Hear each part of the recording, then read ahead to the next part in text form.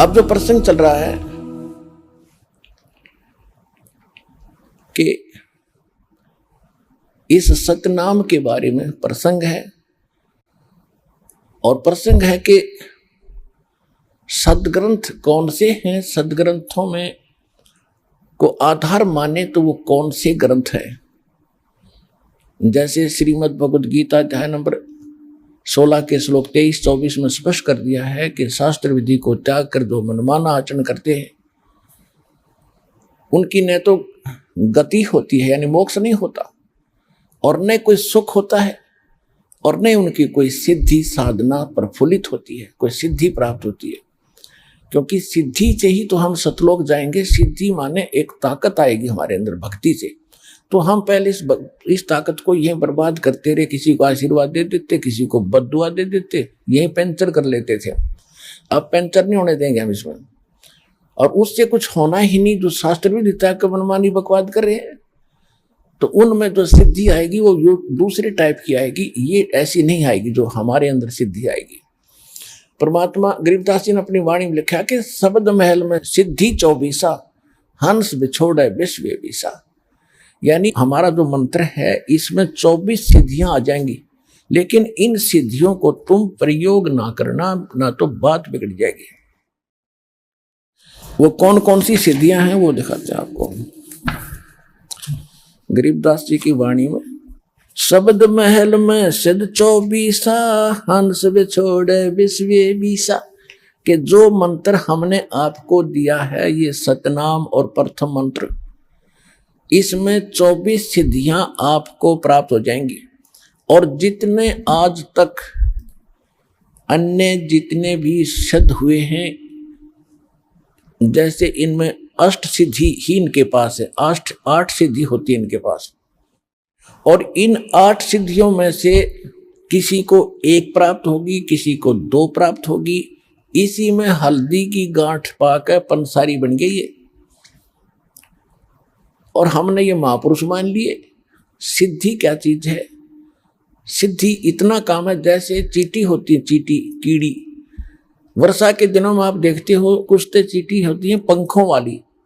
तो पंखों वाली जो चींटी होती है वो अन्य चींटियों से सुपीरियर मानी जाती है उनकी दृष्टि में, कि ये आकाश में उड़ जाती हैं। ओहो, ये तो पता नहीं के बन गई। और जब वर्षा का महीना आता है, सावन के महीने में ये बाहर निकलते हैं, गर्मी अंदर गर्मी हो जाती है, तो बाहर निकलते ये फिर कहाँ, या तो दीपक पर जल कर मरती है वो उड़ कर जाने वाली, या फिर तब उस बल्लभ के चारों तरफ चक्कर काट काट के वो पंख टूट जाती है, फिर अंत में वो चींटी की चींटी रह जाती है, वो कीड़ा का कीड़ा रह गया, वो पंख सारी जड़गी। तो इसी प्रकार ये सिद्धि जिनके पास प्राप्त है, सतनाम वास्तविक मंत्र था नहीं, और अन्य साधनाओं से ने जो सिद्धियां प्राप्त की तो उन्होंने यही उनको झाड़ दिया, उनकी पांख सी टूट जाती है। उसके बाद फिर वो जीव के जीव और फिर 83 लाख योनियों में धक्के खाते। अब गरीबदास जी क्या बताते हैं? शब्द महल में सिद्धि 24 हंस बिछोड़े विश्व विसा।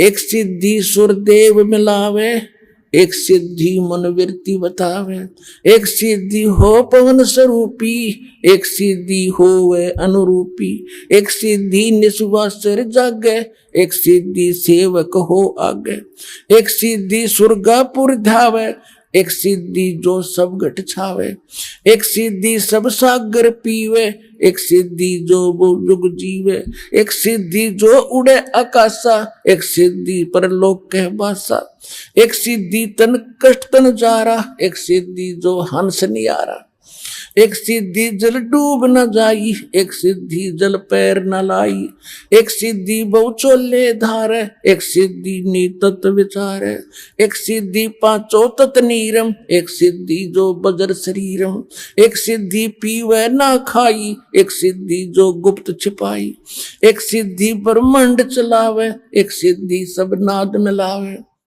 एता खेल खिलारी खेल, सो हम हंसा प्रगट भेल, 24 को ना दिल चावे, सो हंसा शब्द अतीत कहावे। परासिद्धि पूर्ण पटरानी सतलोक की कहूं निशानी। सतलोक सुख सागर पाया सतगुरु भेद कबीर लखाया। परमहंस देखो परवाना जन कहते दास गरीब दीवाना। अब क्या बताया इसमें कि शब्द महल में सिद्धि चौबीसा और हंस बिछोड़े विश्व बीसा। यह सिद्धि अनजान व्यक्ति का हाथ लागी तो इस जीव को भगवान से दूर करेगी। और जब आप और इस शब्द महल में इस मंत्र में आप में 24 सिद्धि आ जाएंगी, लेकिन इनका दुरुपयोग शुरू कर दिया तो आपका पंचर हो जाएगा, आपकी पूंजी खत्म हो जाएगी, यहीं रह जाओगे। ना किसी को दुआ दो, ना किसी को बद दुआ दो, ना किसी को आशीर्वाद दो, किसी के सिर पे हाथ ना रखना, आशीर्वाद भरा। वैसे किसी के सिर में कष्ट है, मालिश कर दो खूब, कोई बात नहीं। और एक अपने गुरुदेव और भगवान के अतिरिक्त किसी के चरण नहीं छूना। वैसे कोई बूढ़ा बुजुर्ग बीमार बालक के पैर दुखे, खूब दबाओ, मालिश करो, वो चीज अलग है। उस भाव से नहीं, एक पूज्य भाव से नहीं, सत्कार करो, खूब नमस्कार करो, कति नतमस्तक होकर प्रणाम करो सबको, ये सत्कार है। और चरण छूना ये पूजा माता है। तो पूजा केवल एक भगवान और उसके स्वरूप यानी गुरु के अतिरिक्त हम नहीं करेंगे। तो ये कुछ मर्यादा है जो समाज से हमारी हटकर होती है। तो हमने समाज के अनुसार नहीं चलेंगे, तो वो प्रसन्न हो या ना हो, हमने परमात्मा को प्रसन्न रखना है, हमने राम राज्य करना है, भगवान खुश करना है। और जिन बातों से गुरु दुख पावे, तीन बातों को दूर भगावे, तब हंसा सतलोक जावे। तो इस तरह की कुछ है, ना किसी को बद्दुआ देना, ये भी हमारी हानि होती है, और ना किसी को दुआ देना, किसी को आशीर्वाद भी नहीं देना, तेरे न्यू हो जाएगा, फलाना हो जाएगा, ठीक हो जाएगा, ऐसा खुश रहो, ये नहीं बोलना। नमस्कार करो, प्रणाम करो, नमस्ते बोलो, राम राम कहता कोई राम राम बोल दो। क्योंकि राम क्या है, राम कौन है, उनका राम जो है सो हमारा राम तो वो है कबीर राम। और आजकल एक बीमारी, एक और नई, एक और चल पड़ी काल की व्यवस्था कि गुड मॉर्निंग बोलेंगे, गुड मॉर्निंग, गुड इवनिंग। बता, ये नहीं बोलना हमने, ना गुड इवनिंग कहना, ना गुड मॉर्निंग और ना गुड आफ्टरनून। हम या तो सिंपल कह दो, वो कहता गुड मॉर्निंग, वो कह दो जी मॉर्निंग मॉर्निंग, और या बोल दो गॉड मॉर्निंग, गुड छोड़ के गॉड बोल दो, गॉड मॉर्निंग, गॉड मॉर्निंग। अब उसका मिलता जुलता अक्षर भी हो गया, विराजी हो जाएगा। गॉड मॉर्निंग, गॉड अभ्यास बना लो अपना, ये God morning, God afternoon, God night, यानी गॉड गिवन है ये समय। सुबह भी उसकी दया से हुई है और दोपहर तक भी हम उसकी रजा से पहुंचे हैं, और शाम हुई है तो भी गॉड मॉर्निंग, गॉड इवनिंग, भगवान की दी हुई शाम है। गुड वैसे हो जाएगी या हमारे कहने से, तुम्हारे कहने से हो जाएगी, लेकिन उसकी हो जाएगी, आपकी पंचर हो जाएगा। तो इसी गलती ना करियो। जब आप कोई गाड़ी ले रखी कार, और उसमें से आप किसी दूसरे टायर में हवा भर दोगे, ना भाई मेरा भी काम बिगाड़ेगा, देखो सामने वो हवा वहां से भरवा लो जा करके। तो सतलोक आश्रम पर वाला बता दिए उनको कि वहां हवा वहां से भरवा लो हवा जाके।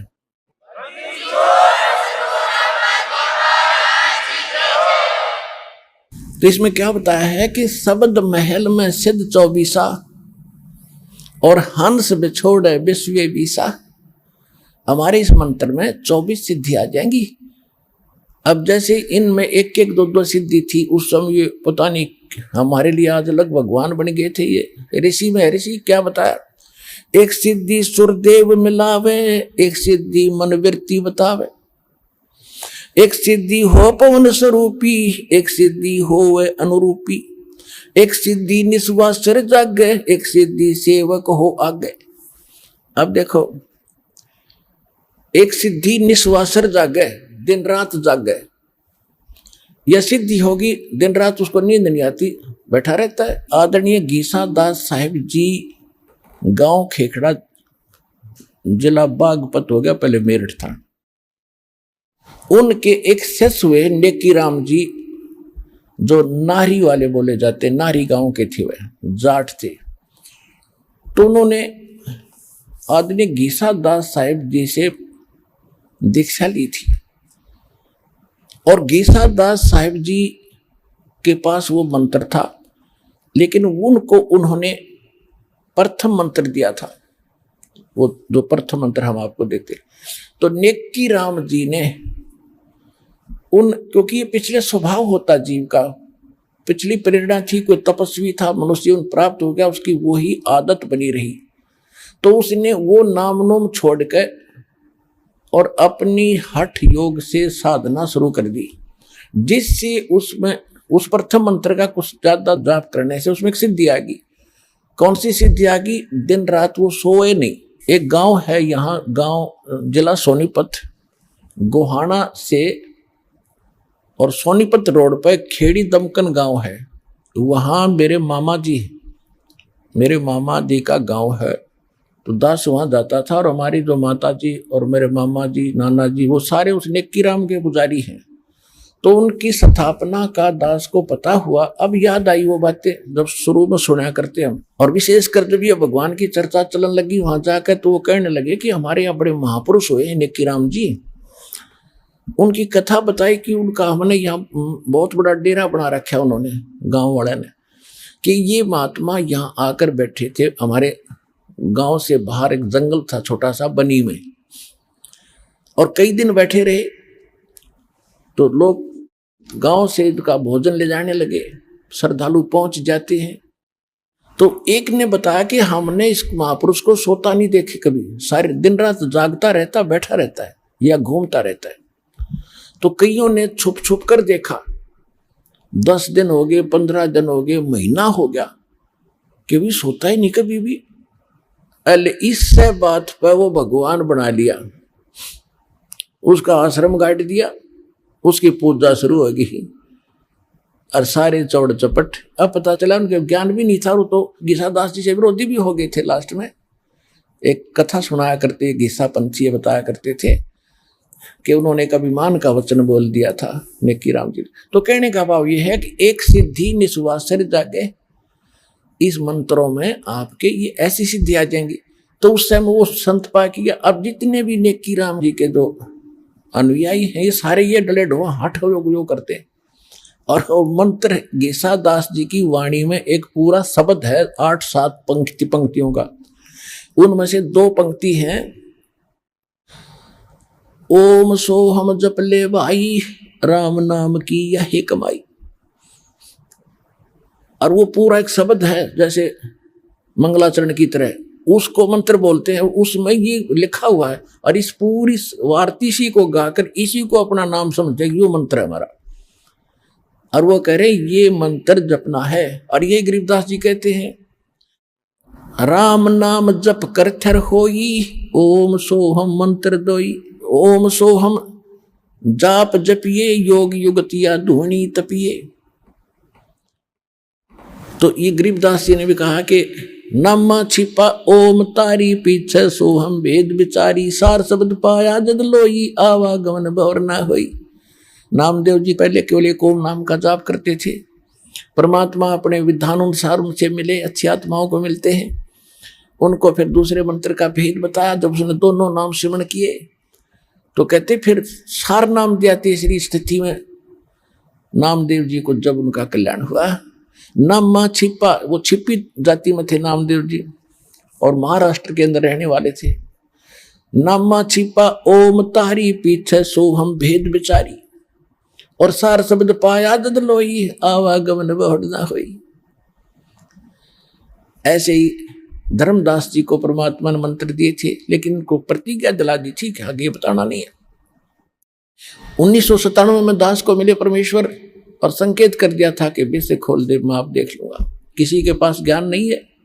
और दास को ऐसा प्रोजेक्टर, ये 2003 से हमने फिर ये प्रोजेक्टर शुरू किया, आपके रूबरू करना शुरू किया, सबके इतिहास सामने रख दिए। किसी के पास ये नाम नहीं, किसी के पास यथार्थ ज्ञान नहीं, तो अपने आप ये सारे फेल हो गए। आज जितने भी संत महंत हैं कोई नहीं चल सकता, और सरेआम मीडिया के अंदर इंटरनेशनल चैनल पर कम से कम 10-15 वर्ष से उनको ललकार रहा हूं कि आओ और चर्चा करो। कोई सामने नहीं आता क्योंकि उनके पास ज्ञान नहीं है, उनको पता चल चुका है।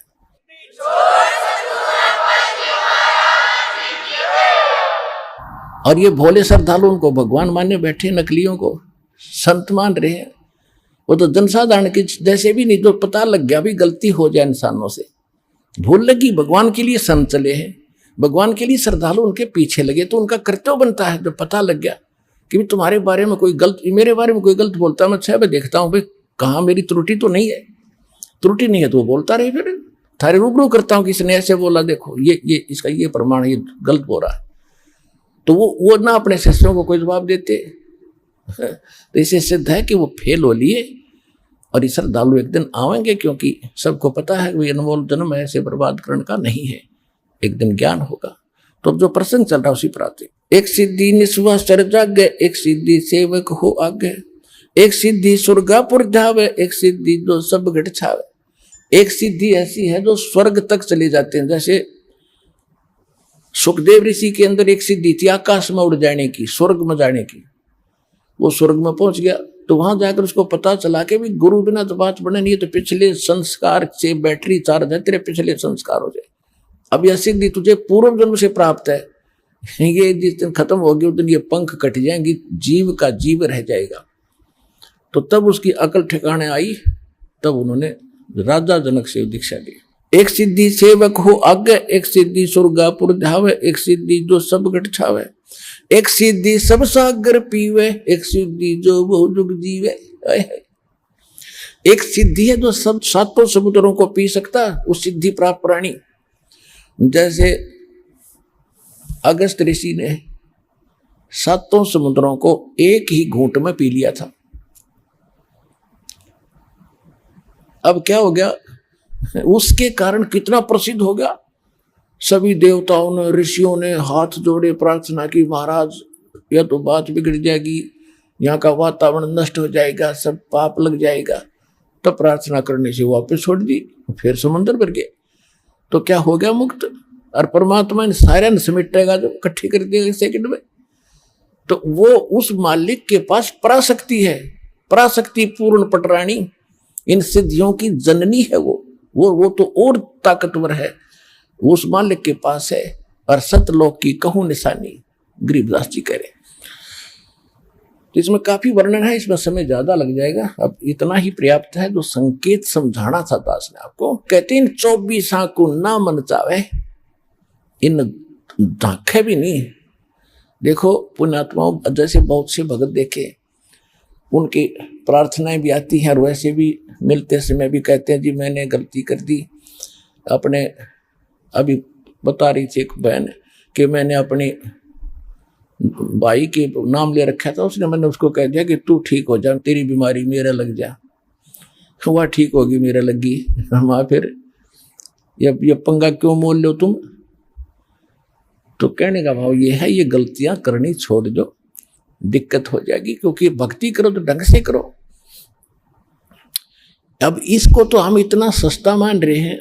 इब तू अपनी भतीजी ने दे देना 20 लाख रुपये, दे के दिखा, चोरने भी ना दे, अरे दे तो वही वापस दे दिए मेरे। उस धन का आपको पता है, इस धन का आपको पता ही नहीं कितना कीमत आपको कहाँ आवश्यकता पड़ेगी। तो इसलिए ये सारा कुछ ज्ञान देकर आपको सतर्क किया जा रहा है कि कहाँ आप फाउल होते हैं, कहाँ आप मार खाते हैं, और कौन सा धन कितना कीमती आपका है, और इसको आपने कैसे सुरक्षित रखना है ताकि मोक्ष आपको प्राप्त हो सके। आज का जो प्रसंग चल रहा था वहां तो स्टार्ट भी नहीं हो पाया दास। आज का सत्संग प्रारंभ यहां से हुआ था कि परमात्मा पाने के लिए हमने अपने सदग्रंथों को ही आधार बनाना है। और सदग्रंथ कौन से हैं? श्रीमद् भगवत गीता और पवित्र चारों वेद, और जो ज्ञान परमात्मा स्वयं आकर अपने मुख कमल से बोलता है। श्रीमद् भगवत गीता अध्याय नंबर 4 के श्लोक नंबर 32 में कहा है कि इन यज्ञ धार्मिक अनुष्ठानों की विस्तार के साथ जो जानकारी, यज्ञों की, यज्ञ माने धार्मिक अनुष्ठानों की विस्तार के साथ जानकारी सच्चिदानंद घन ब्रह्म के मुख कमल से बोली हुई वाणी में, सच्चिदानंद घन ब्रह्म की वाणी में कही गई है विस्तार के साथ। और उसको जानने के बाद सभी कर्मों से मुक्त हो जाएगा। उसको तत्व ज्ञान कहते हैं, जो भगवान स्वयं आकर बताते। चौथे अध्याय के 34वें श्लोक में कहा कि उस तत्व ज्ञान को जो सच्चिदानंद घन पूर्ण परमात्मा स्वयं आकर बताता है, उसको तू किसी तत्वदर्शी संत के पास जाकर समझ, उनको दंडवत प्रणाम करने से। केवल वही संत एक दंडवत प्रणाम का अधिकारी बताया है गीता में कि जो तत्वदर्शी है। अन्यथा अपने विषय में गीता ज्ञानदाता 18वें अध्याय के 65वें श्लोक में कहता, मुझे नमस्कार कर, मेरा भगत बन, मेरी भक्ति करेगा तो मुझे ही प्राप्त होगा। और तत्वदर्शी संत के लिए कहा कि उसको दंडवत प्रणाम करने से और कपट छोड़कर सरलता पूर्वक प्रसन्न करने से वो तत्वदर्शी संत तुझे उस परमात्म तत्व का यानी तत्व ज्ञान का ज्ञान कराएंगे। तो वो तत्व ज्ञान जिससे मोक्ष होगा वो कंप्लीट कोर्स है। और श्रीमद् भगवद गीता और पवित्र वेद, पवित्र कुरान, पवित्र पुराण, ये पवित्र बाइबल, ये इनकम्प्लीट नॉलेज है। Complete knowledge, God given spiritual knowledge, तत्व ज्ञान, वो उससे मोक्ष होगा। वो असली शास्त्र है और उसमें से वेद भी मेल खाते हैं, गीता भी मेल खाती है। और उनमें जो ज्ञान नहीं है वो ज्ञान भी उसके अंदर है, तत्व ज्ञान के। तो उससे मोक्ष होगा। आज का सत्संग ये था और वो ज्ञान भगवान ही देता है। दूसरा प्रसंग ये चला था कि किसने देखा भगवान, तो जिन्होंने भगवान देखा उनका आपके सामने इतिहास बताया, पवित्र कथा बताई उनकी कि इन महापुरुषों ने भगवान देखा। और ये जो ज्ञान दास आपको दे रहा है ये गॉड गिवन है। ये किसी डूम भाट के गीत नहीं है कि किसी ने रोजी रोटी के लिए अपना दंत कथा बना के बकवाद कर रखी हो। 1400 एकड़ का जमीन का मालिक था, गरीबदास किसान था, गांव छुड़ानी का, कोई भाट भिखारी नहीं था कि किसी कारण से वैसे ही अपनी रोजी रोटी के लिए इन घटती होगी कहानी। ये गॉड गिवन स्पिरिचुअल नॉलेज है। तो मन को विश्वास दिलाने के लिए इन प्रमाणों की इसलिए आवश्यकता है ताकि आपको दृढ़ता आवे और भगवान के मार्ग पर आप दृढ़ रहो, आपका मोक्ष हो जाए। तो वो ज्ञान इस दास के पास प्राप्त है, इस विश्व में किसी के पास नहीं है। अपना कल्याण करो।